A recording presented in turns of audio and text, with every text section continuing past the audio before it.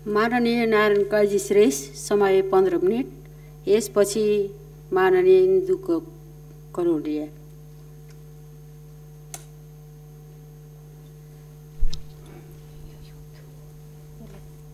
सम्माननीय अध्यक्षज्यू,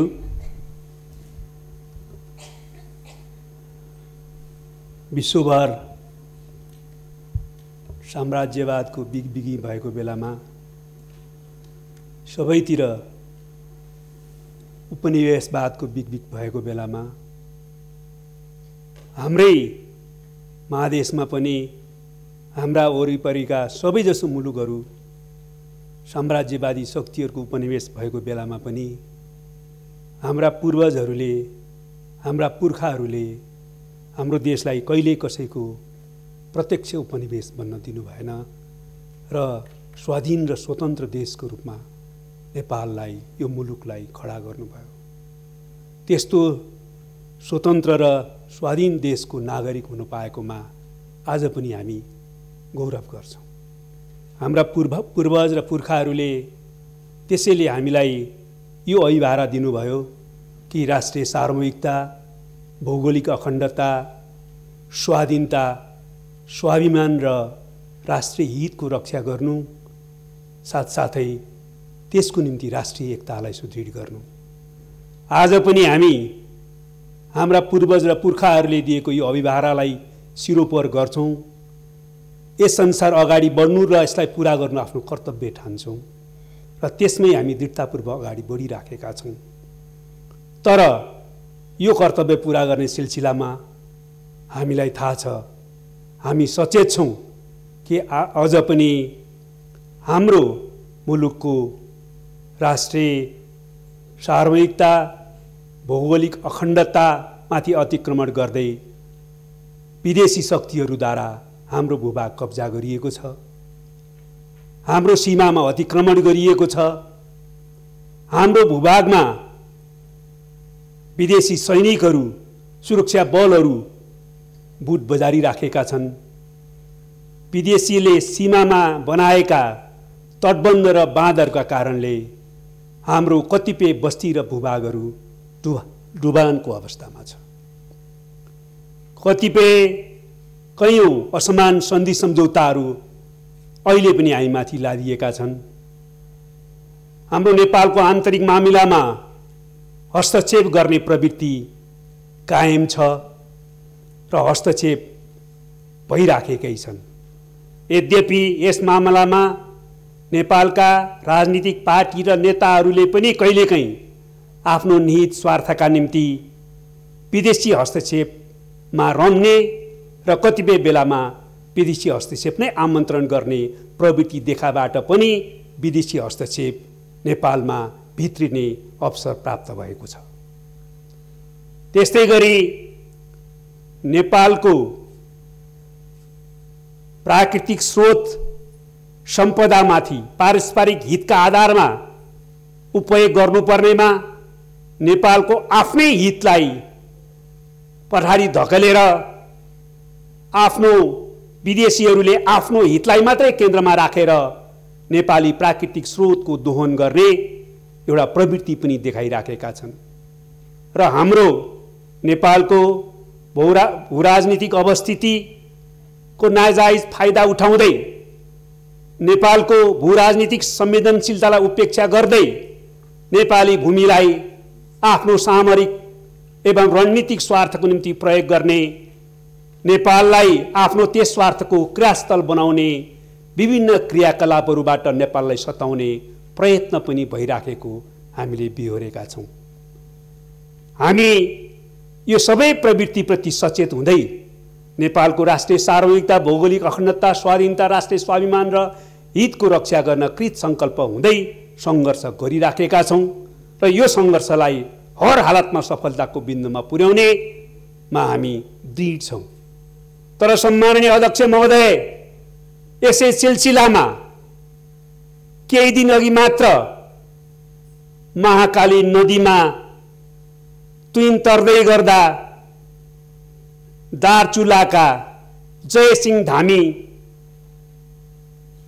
भारतीय सीमा सुरक्षा बल एसएसबीले तुइनको तार काटिदिएर अहिलेसम्म पनि महाकाली नदीमा बेपत्ता भएको स्थिति कायम छ र परिवारजनले उहाँको सास र लास केही फेला नपरेको स्थिति भएबाट निधन मृत्यु भएको आशंका गरी कुशको शव बनाएर अन्तिम संस्कार गरेको दुःखद घटनाले हामी सबै नेपालीको हृदय छिया छिया भएको छ। असहनीय पीडा हामी बेहोरिरहेका छौँ। अहिलेसम्म आएका सबै तथ्यहरूले के प्रश्न गरेको छ भने यो भारतीय सीमा सुरक्षा बलका व्यक्तिहरूकै कारणबाट, तुइनको तार काटिदिएकै कारणबाट जयसिंह धामी महाकाली नदीमा बेपत्ता भएका हुन्। म यस प्रकारको अमानवीय, उत्पीडनकारी र क्रूर कार्यको घोर निन्दा एवं भर्त्सना गर्दछु। यसका निम्ति भारतले अविलम्ब नेपाल र नेपाली जनतासँग सार्वजनिक क्षमायाचना गर्न माग गर्दछु। दोषी व्यक्तिहरूमाथि तत्काल कडा कारबाही गर्न माग गर्दछु र अबका दिनहरूमा यस प्रकारका हेपाहा उत्पीडनकारी व्यवहार अन्त्य गर्न नदेहराउन पनि म जोरदार माग गर्न चाहन्छु। त्यसैगरी यस सन्दर्भमा नेपाल सरकारले छानबिन समिति बनाएर परिपक्व कूटनीतिद्वारा यो समस्याको संवादद्वारा समाधान गरौँ र आवश्यकता पर्दा जे कदम चाल्नुपर्छ सबै कदम चाल्ने दृढता प्रकट गरेको छ। सामान्यतया नीतिगत रूपमा त्यो ठिकै छ, तर यो ढिलो भयो। नेपाल सरकारको म गम्भीर ध्यानाकर्षण गराउन चाहन्छु। छानबिन समितिको रिपोर्ट छिटो ल्याएर छिटोभन्दा छिटो आफ्नो तर्फबाट भारत सरकारसँग गम्भीर विरोध र आपत्ति प्रकट गर्ने र दोषीमाथि कारबाहीको माग गर्ने र पीडित परिवारलाई उचित राहत र भर्तेको व्यवस्था गर्न तत्काल कदम चालोस् भन्ने माग गर्न चाहन्छु। नेपाली जनतामा यस प्रकारको अमानवीय क्रूर घटनाबाट जुन पीडा पैदा भएको छ त्यो पीडाले देशभक्तिको बाँध, मानवता विरोधी कार्यको विरुद्ध उर्लिएको भावनाले त्यो बाँध भत्काएर आफै प्रतिवाद र प्रतिकारमा आउने स्थिति उत्पन्न गर्ने कार्य कुनै पनि हालतमा उपयुक्त हुँदैन। यस सन्दर्भमा नेपाल सरकारले तत्काल कदम चालोस् भन्ने म विशेष अनुरोध गर्न चाहन्छु। साथसाथै भारत सरकारलाई पनि म विनम्र अपिल गर्न चाहन्छु। हामी भारतसँग असल मैत्रीपूर्ण सम्बन्ध कायम गर्न चाहन्छौँ। हामी नेपाल र भारत बीचमा भएका सबै समस्याहरू पारस्परिक वार्ता र संवादको माध्यमबाट, कूटनीतिक ढङ्गबाट सकारात्मक समाधान गरौँ भन्ने पक्षमा छौँ। तर म भन्न चाहन्छु नेपाल कुनै पनि हालतमा हाम्रो राष्ट्रिय सार्वभौमता, भौगोलिक अखण्डता, स्वाधीनता, स्वाभिमान र हितमाथिको अतिक्रमण सहन गर्ने छैन। नेपाली माथिको हेपाहा व्यवहार र यस प्रकारको उत्पीडन कार्य सहने छैन। त्यसका निम्ति जे गर्नुपर्छ सबै सङ्घर्ष गर्न नेपाली जनता, देशभक्त नेपालीहरू कृत सङ्कल्पित छन् भन्ने कुरामा पनि म स्पष्ट पार्न चाहन्छु। त्यसैले भारत सरकारले छिटोभन्दा छिटो यसबारेमा आफ्नै पहल कदममा पनि क्षमायाचना गर्ने, दोषीमाथि कडा कारबाही गर्ने र अब हिँड्दा यस प्रकारको गल्ती दोहोऱ्याइने छैन भनेर प्रतिबद्धता व्यक्त गर्ने काम गरोस् भन्ने म अनुरोध गर्न चाहन्छु। हो, अहिले नेपालमा आन्तरिक राजनीतिको कारणले पार्टीहरूको बीचमा केही मतभेद देखा परेका छन्, तर कोही भ्रममा नपरुन्। आवश्यकता पर्दा सारा नेपालका राजनीतिक पार्टीहरू नेपालका सबै सामाजिक शक्तिहरू, सम्पूर्ण नेपाली जनताहरू राष्ट्रियताको पक्षमा एक ढिको भएका छन्, अब पनि एक ढिको हुन्छन्।